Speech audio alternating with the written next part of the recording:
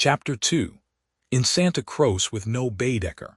It was pleasant to wake up in Florence, to open the eyes upon a bright bare room, with a floor of red tiles which look clean though they are not, with a painted ceiling whereon pink griffins and blue amorini sport in a forest of yellow violins and bassoons. It was pleasant, too, to fling wide the windows, pinching the fingers in unfamiliar fastenings, to lean out into sunshine with beautiful hills and trees and marble churches opposite, and close below, the Arno, gurgling against the embankment of the road. Over the river men were at work with spades and sieves on the sandy foreshore, and on the river was a boat, also diligently employed for some mysterious end. An electric tram came rushing underneath the window. No one was inside it except one tourist, but its platforms were overflowing with Italians who preferred to stand. Children tried to hang on behind, and the conductor, with no malice, spat in their faces to make them let go. Then soldiers appeared, good-looking, undersized men, wearing each a knapsack covered with mangy fur, and a greatcoat which had been cut for some larger soldier. Beside them walked officers, looking foolish and fierce, and before them went little boys, turning somersaults in time with the band. The tramcar became entangled in their ranks, and moved on painfully, like a caterpillar in a swarm of ants. One of the little boys fell down, and some white bullocks came out of an archway. Indeed, if it had not been for the good advice of an old man who was selling button-hooks, the road might never have got clear.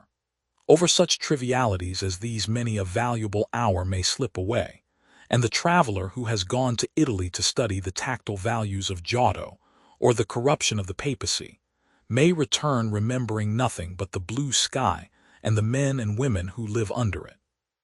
So it was as well that Miss Bartlett should tap and come in, and having commented on Lucy's leaving the door unlocked, and on her leaning out of the window before she was fully dressed, should urge her to hasten herself, or the best of the day would be gone. By the time Lucy was ready her cousin had done her breakfast, and was listening to the clever lady among the crumbs. A conversation then ensued, on not unfamiliar lines. Miss Bartlett was, after all, a wee bit tired, and thought they had better spend the morning settling in, unless Lucy would at all like to go out. Lucy would rather like to go out, as it was her first day in Florence, but of course she could go alone. Miss Bartlett could not allow this. Of course she would accompany Lucy everywhere. Oh, certainly not. Lucy would stop with her cousin. Oh no, that would never do. Oh yes. At this point the clever lady broke in. If it is Mrs. Grundy who is troubling you, I do assure you that you can neglect the good person. Being English, Miss Honeychurch will be perfectly safe. Italians understand. A dear friend of mine, Contessa Baroncelli, has 2 daughters, and when she cannot send a maid to school with them, she lets them go in sailor hats instead. Everyone takes them for English, you see, especially if their hair is strained tightly behind. Miss Bartlett was unconvinced by the safety of Contessa Baroncelli's daughters. She was determined to take Lucy herself, her head not being so very bad.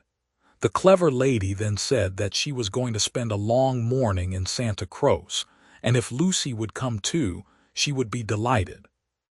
I will take you by a dear dirty back way, Miss Honeychurch, and if you bring me luck, we shall have an adventure. Lucy said that this was most kind, and at once opened the Baedeker to see where Santa Croce was. Tut, tut, Miss Lucy. I hope we shall soon emancipate you from Baedeker. He does but touch the surface of things. As to the true Italy, he does not even dream of it. The true Italy is only to be found by patient observation. This sounded very interesting, and Lucy hurried over her breakfast, and started with her new friend in high spirits. Italy was coming at last. The Cockney Signora and her works had vanished like a bad dream. Miss Lavish, for that was the clever lady's name, turned to the right along the sunny Lung Arno. How delightfully warm. But a wind down the side streets cut like a knife, didn't it? Pont Allegrezzi, particularly interesting, mentioned by Dante. San Miniato, beautiful as well as interesting. The crucifix that kissed a murderer, Miss Honeychurch would remember the story. The men on the river were fishing. Untrue, but then so is most information. Then Miss Lavish darted under the archway of the White Bullocks, and she stopped and she cried.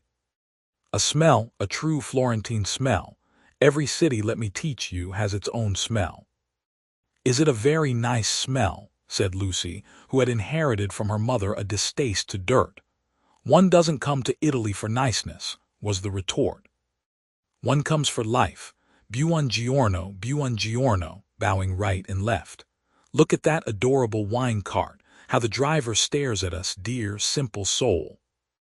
So Miss Lavish proceeded through the streets of the city of Florence, short, fidgety and playful as a kitten, though without a kitten's grace.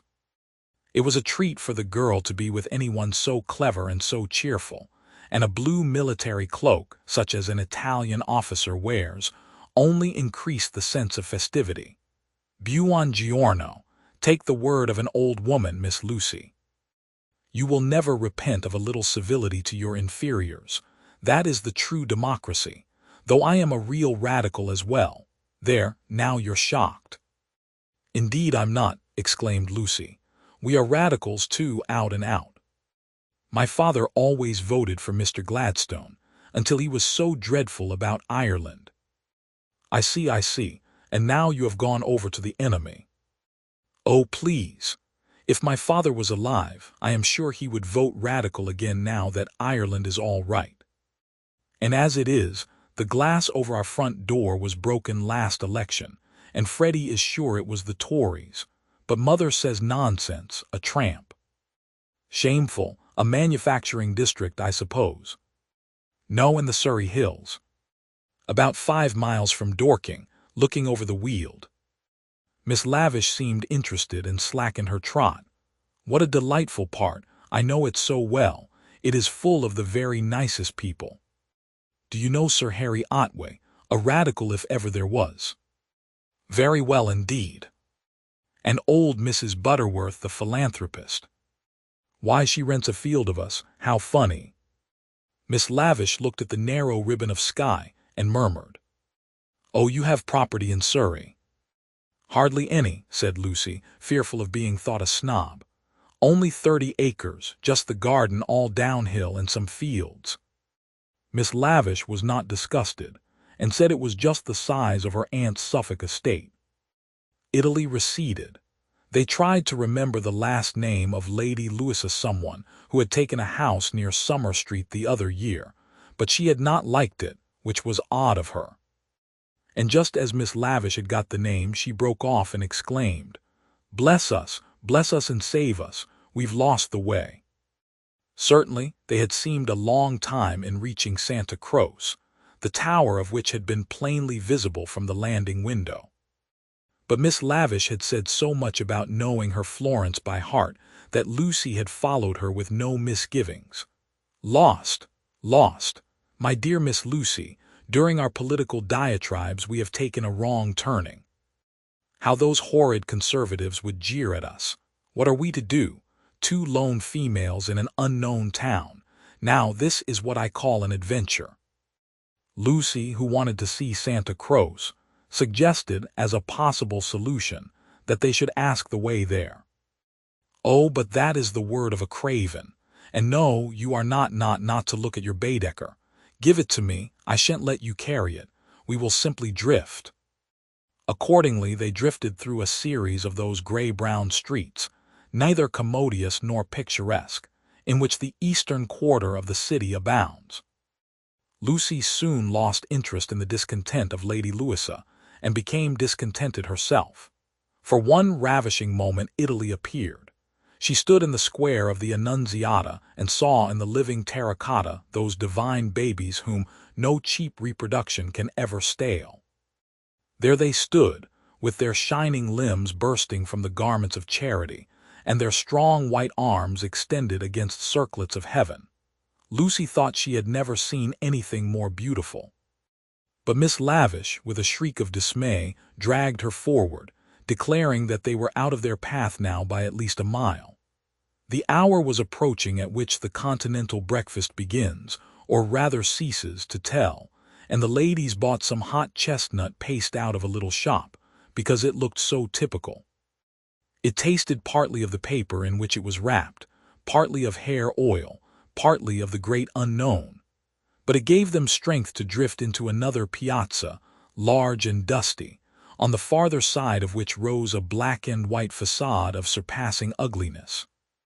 Miss Lavish spoke to it dramatically. It was Santa Croce. The adventure was over. Stop a minute, let those two people go on, or I shall have to speak to them. I do detest conventional intercourse. Nasty. They are going into the church, too. Oh, the British are abroad. We sat opposite them at dinner last night. They have given us their rooms. They were so very kind. Look at their figures, laughed Miss Lavish. They walk through my Italy like a pair of cows. It's very naughty of me, but I would like to set an examination paper at Dover, and turn back every tourist who couldn't pass it. What would you ask us? Miss Lavish laid her hand pleasantly on Lucy's arm, as if to suggest that she, at all events, would get full marks. In this exalted mood they reached the steps of the great church, and were about to enter it when Miss Lavish stopped, squeaked, flung up her arms, and cried, "There goes my local color box. I must have a word with him." And in a moment she was away over the piazza, her military cloak flapping in the wind. Nor did she slacken speed till she caught up an old man with white whiskers and nipped him playfully upon the arm. Lucy waited for nearly 10 minutes. Then she began to get tired. The beggars worried her, the dust blew in her eyes, and she remembered that a young girl ought not to loiter in public places. She descended slowly into the piazza with the intention of rejoining Miss Lavish, who was really almost too original. But at that moment Miss Lavish and her local color box moved also, and disappeared down a side street, both gesticulating largely. Tears of indignation came to Lucy's eyes, partly because Miss Lavish had jilted her, partly because she had taken her Baedeker. How could she find her way home? How could she find her way about in Santa Croce? Her first morning was ruined, and she might never be in Florence again. A few minutes ago she had been all high spirits, talking as a woman of culture, and half persuading herself that she was full of originality. Now she entered the church depressed and humiliated, not even able to remember whether it was built by the Franciscans or the Dominicans. Of course, it must be a wonderful building, but how like a barn, and how very cold. Of course, it contained frescoes by Giotto, in the presence of whose tactile values she was capable of feeling what was proper. But who was to tell her which they were? She walked about disdainfully, unwilling to be enthusiastic over monuments of uncertain authorship or date. There was no one even to tell her which, of all the sepulchral slabs that paved the nave and transepts, was the one that was really beautiful, the one that had been most praised by Mr. Ruskin. Then the pernicious charm of Italy worked on her, and instead of acquiring information, she began to be happy.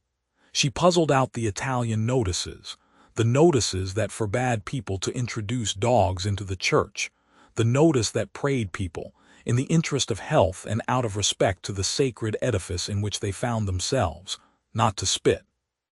She watched the tourists. Their noses were as red as their Baedekers, so cold was Santa Croce. She beheld the horrible fate that overtook 3 papists, 2 he-babies and a she-baby, who began their career by sousing each other with the holy water, and then proceeded to the Machiavelli memorial, dripping but hallowed.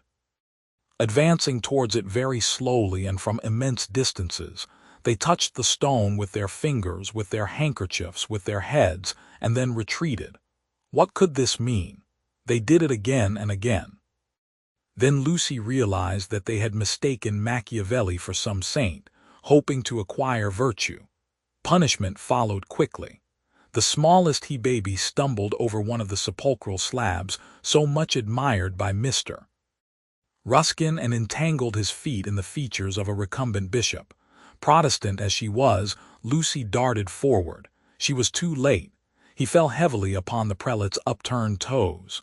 "Hateful bishop!" exclaimed the voice of old Mr. Emerson, who had darted forward also. "Hard in life, hard in death. Go out into the sunshine, little boy, and kiss your hand to the sun, for that is where you ought to be." Intolerable bishop! The child screamed frantically at these words, and at these dreadful people who picked him up, dusted him, rubbed his bruises, and told him not to be superstitious. "Look at him," said Mr. Emerson to Lucy. "Here's a mess. A baby hurt, cold, and frightened, but what else can you expect from a church?" The child's legs had become as melting wax. Each time that old Mr. Emerson and Lucy set it erect it collapsed with a roar. Fortunately, an Italian lady, who ought to have been saying her prayers, came to the rescue. By some mysterious virtue, which mothers alone possess, she stiffened the little boy's backbone and imparted strength to his knees. He stood. Still gibbering with agitation, he walked away. "You are a clever woman," said Mr. Emerson. "You have done more than all the relics in the world. I am not of your creed, but I do believe in those who make their fellow creatures happy. There is no scheme of the universe." He paused for a phrase. "Niente," said the Italian lady, and returned to her prayers. "I'm not sure she understands English," suggested Lucy. In her chastened mood she no longer despised the Emersons. She was determined to be gracious to them, beautiful rather than delicate, and, if possible, to erase Miss Bartlett's civility by some gracious reference to the pleasant rooms. "That woman understands everything," was Mr. Emerson's reply. "But what are you doing here? Are you doing the church? Are you through with the church?" "No," cried Lucy, remembering her grievance. "I came here with Miss Lavish, who was to explain everything. And just by the door, it is too bad. She simply ran away, and after waiting quite a time, I had to come in by myself." "Why shouldn't you?" said Mr. Emerson. "Yes, why shouldn't you come by yourself?" said the son, addressing the young lady for the first time. "But Miss Lavish has even taken away Baedeker." "Baedeker," said Mr. Emerson. "I'm glad it's that you minded.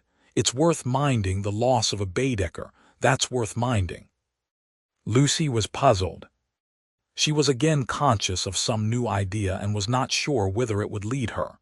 "If you've no Baedeker," said the son, "you'd better join us." Was this where the idea would lead? She took refuge in her dignity. "Thank you very much, but I could not think of that. I hope you do not suppose that I came to join on to you. I really came to help with the child, and to thank you for so kindly giving us your rooms last night. I hope that you have not been put to any great inconvenience." "My dear," said the old man gently, "I think that you are repeating what you have heard older people say. You are pretending to be touchy, but you are not really. Stop being so tiresome, and tell me instead what part of the church you want to see. To take you to it will be a real pleasure." Now this was abominably impertinent, and she ought to have been furious. But it is sometimes as difficult to lose one's temper as it is difficult at other times to keep it. Lucy could not get cross. Mr. Emerson was an old man, and surely a girl might humor him. On the other hand, his son was a young man, and she felt that a girl ought to be offended with him, or at all events be offended before him. It was at him that she gazed before replying. "I am not touchy, I hope. It is the Giottos that I want to see, if you will kindly tell me which they are."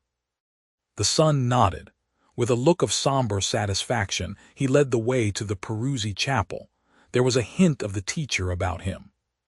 She felt like a child in school who had answered a question rightly.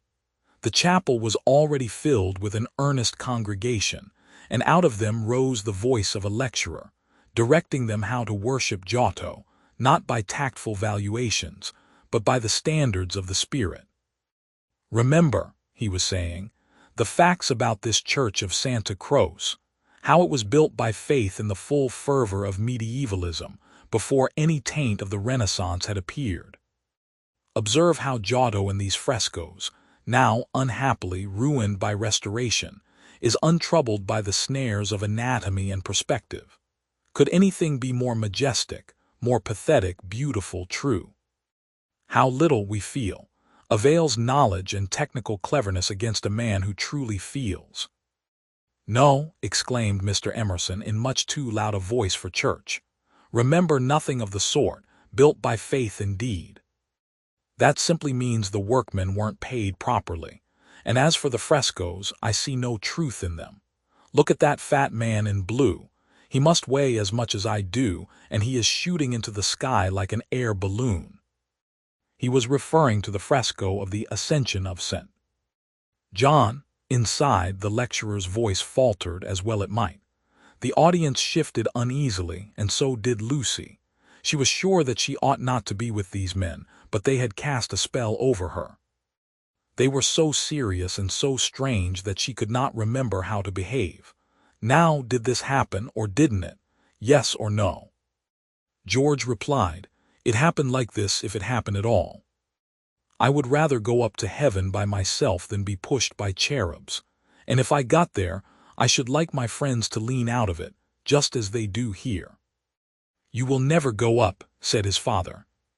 "You and I, dear boy, will lie at peace in the earth that bore us, and our names will disappear as surely as our work survives. Some of the people can only see the empty grave, not the saint, whoever he is, going up. It did happen like that, if it happened at all." "Pardon me," said a frigid voice. "The chapel is somewhat small for two parties. We will incommode you no longer." The lecturer was a clergyman, and his audience must be also his flock, for they held prayer books as well as guide-books in their hands. They filed out of the chapel in silence. Amongst them were the two little old ladies of the pension Bertolini, Miss Teresa and Miss Catherine Allen. "Stop!" cried Mr. Emerson. "There's plenty of room for us all." "Stop!" The procession disappeared without a word. Soon the lecturer could be heard in the next chapel, describing the life of St. Francis. "George, I do believe that clergyman is the Brixton curate." George went into the next chapel and returned, saying perhaps he is. "I don't remember." "Then I had better speak to him and remind him who I am.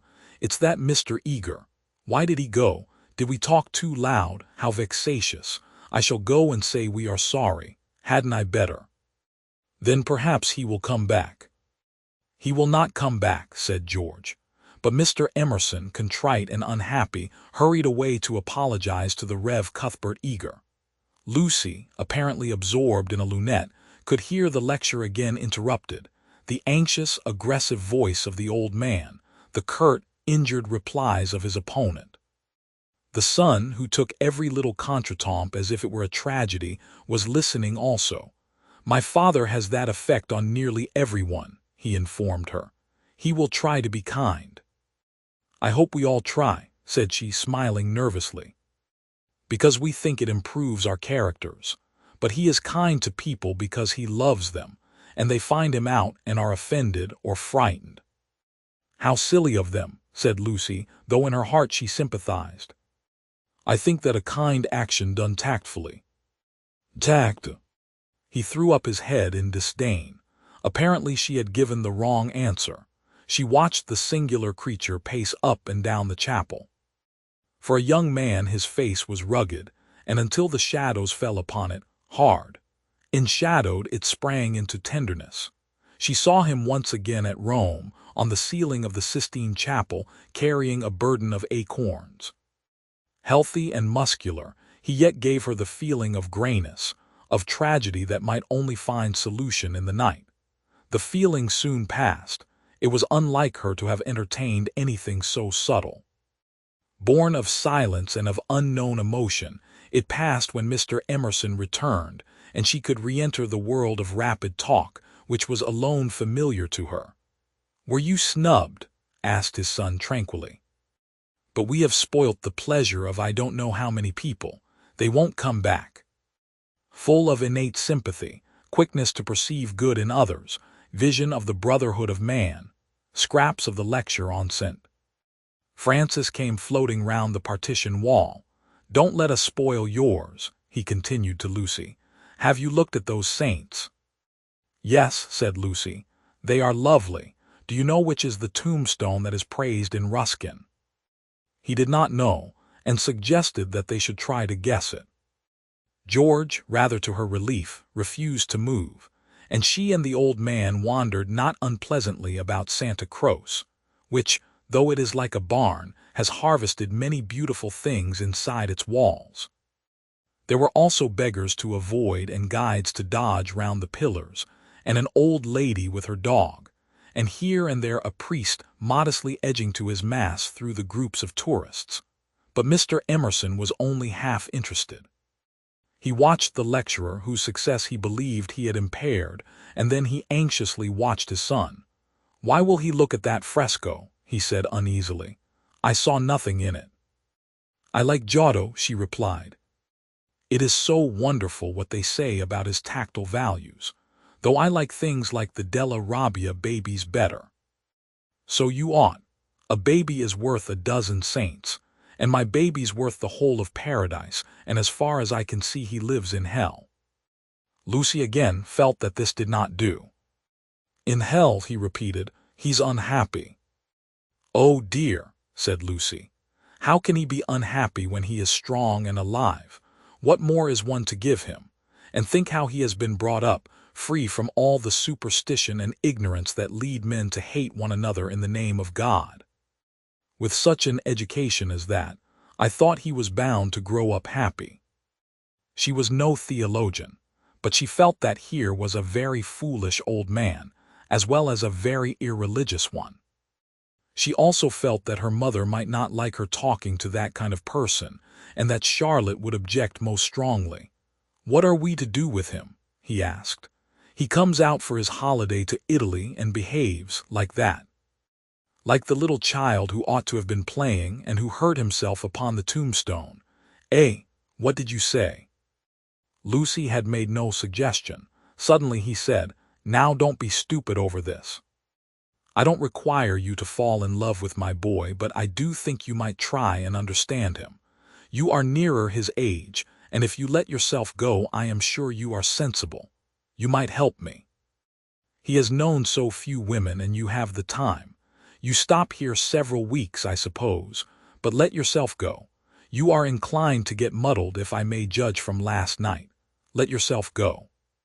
Pull out from the depths those thoughts that you do not understand, and spread them out in the sunlight and know the meaning of them. By understanding George, you may learn to understand yourself. It will be good for both of you."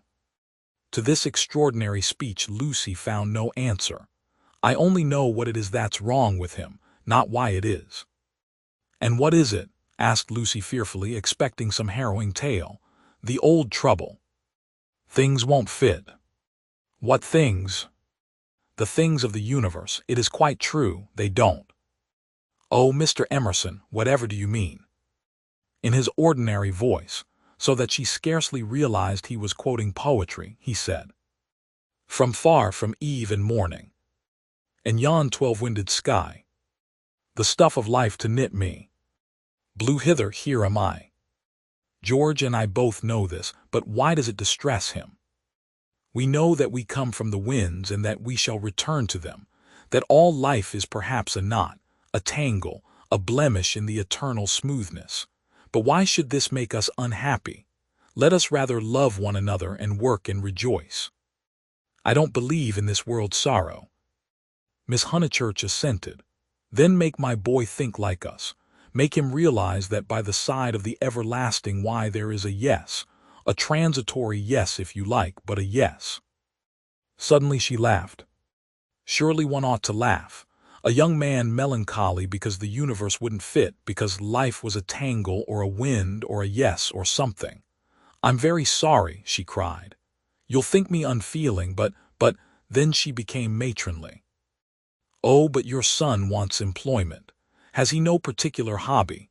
Why, I myself have worries, but I can generally forget them at the piano, and collecting stamps did no end of good for my brother. Perhaps Italy bores him. You ought to try the Alps or the lakes." The old man's face saddened, and he touched her gently with his hand. This did not alarm her. She thought that her advice had impressed him and that he was thanking her for it. Indeed, he no longer alarmed her at all. She regarded him as a kind thing, but quite silly. Her feelings were as inflated spiritually as they had been an hour ago aesthetically, before she lost Baedeker. The dear George, now striding towards them over the tombstones, seemed both pitiable and absurd. He approached, his face in the shadow. He said, "Miss Bartlett." "Oh, good gracious me," said Lucy, suddenly collapsing and again seeing the whole of life in a new perspective. Where?" "In the nave." "I see. Those gossiping little Miss Allens must have—" She checked herself. "Poor girl," exploded Mr. Emerson. "Poor girl." She could not let this pass, for it was just what she was feeling herself. Poor girl. I failed to understand the point of that remark. I think myself a very fortunate girl, I assure you. I'm thoroughly happy and having a splendid time. Pray don't waste time mourning over me. There's enough sorrow in the world, isn't there, without trying to invent it. Goodbye. Thank you both so much for all your kindness. Ah, yes, there does come my cousin. A delightful morning. Santa Cruz is a wonderful church. She joined her cousin.